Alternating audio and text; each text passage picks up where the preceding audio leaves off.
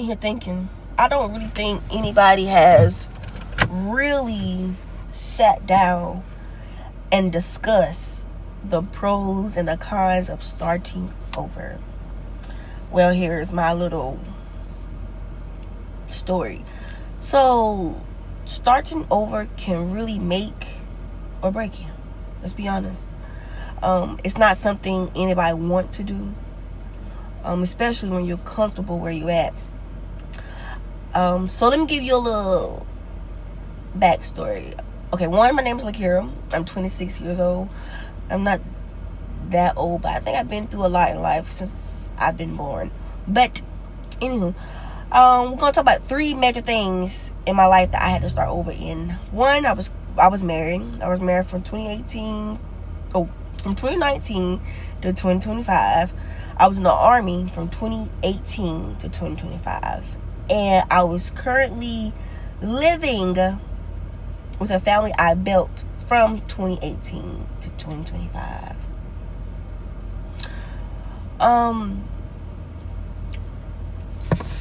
Not only that, but I had my own. I was stationed in a whole different state, a whole different city, and I moved back home. So I was married to my ex-husband from 2019 to 2025. Basically, he cheated on me. He ended up getting another woman pregnant. Didn't even know about it. He told me he wanted a break and then told me he wanted a divorce. He ended up telling me we just went on our 2 different paths. Went down 2 different paths. It took me for a shocker because I didn't understand. Days I was boohoo crying, woo. And I was like saying, God, is it me? Why? Why me? What did I do? But I know I did play a part in the reason why we didn't work out. But not only that, but I knew God was saving me from something. God always sees what's done in the dark will and always come to the light. Okay?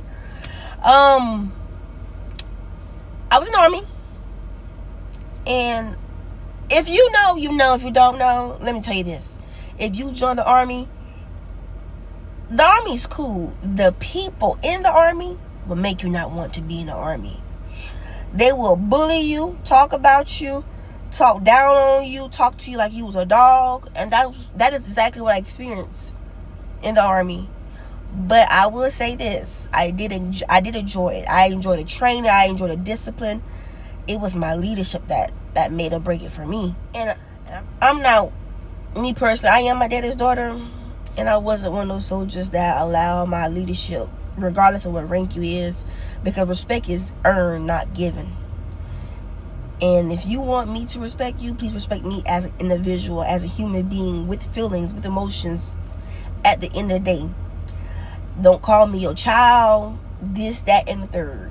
Point blank, period. That was my problem. My mouth was my problem, as in why I did not stay in the Army.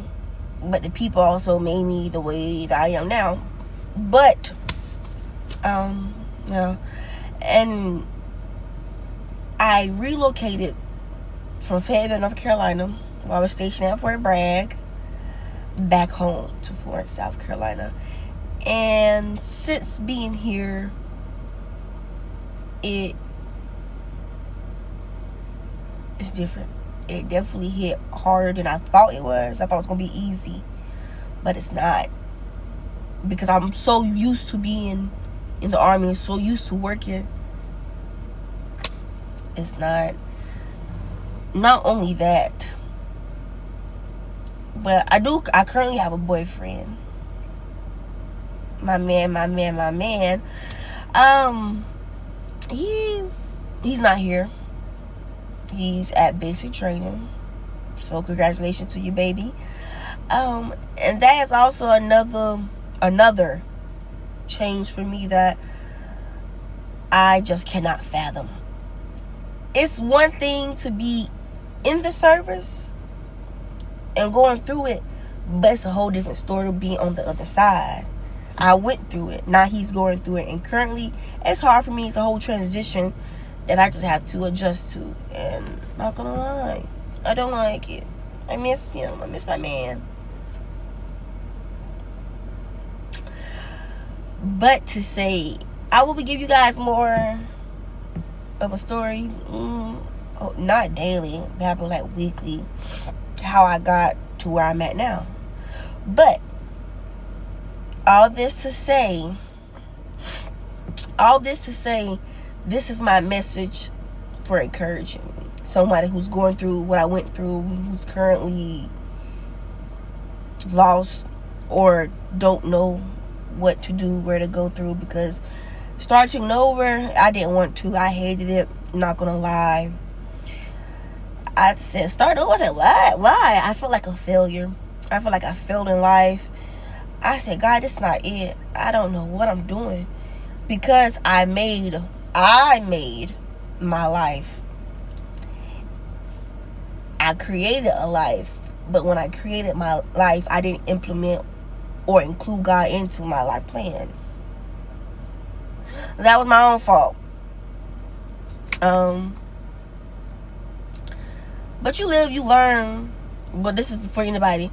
Don't give up. Keep going. Because at the end of the day, God said that He's the head. That we will be the head and not the tail. We'll be above and not beneath. Not only that, but I can't go for nobody else. But I serve a God that could do exceedingly and abundantly above all that we can think or ask, according to the power that work on the inside of me. Not only that, but I serve a God that can do miracles, signs, and wonders. I serve the God that who's a promise keeper, who's a mind regulator. Not only that, but He's a healer. Not only that, but He's a provider. I serve a God who said He is Alpha and Omega. He's the what? The beginning and the end. That's the type of God I serve. I serve an on-time God.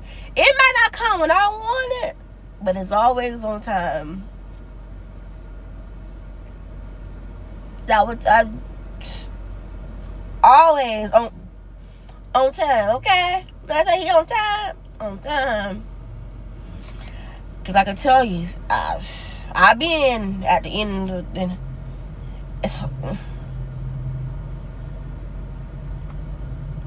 He'll come in, He'll swoop you. He'll take you right out of the hands of the enemy. I'm telling you right now. He will take you out of the hands of the enemy. When you think all hell broke loose, when you think, hey, I can't go no further, God, I'm tired. When you sick and tired, being sick and tired, God gonna come through at the end of the day. Not only that, but He gonna come through for His sons and His daughters. Okay? So you hold on to that promise that He made you, okay? Alright, team. I will be doing more videos like this because one, I don't have nothing to do.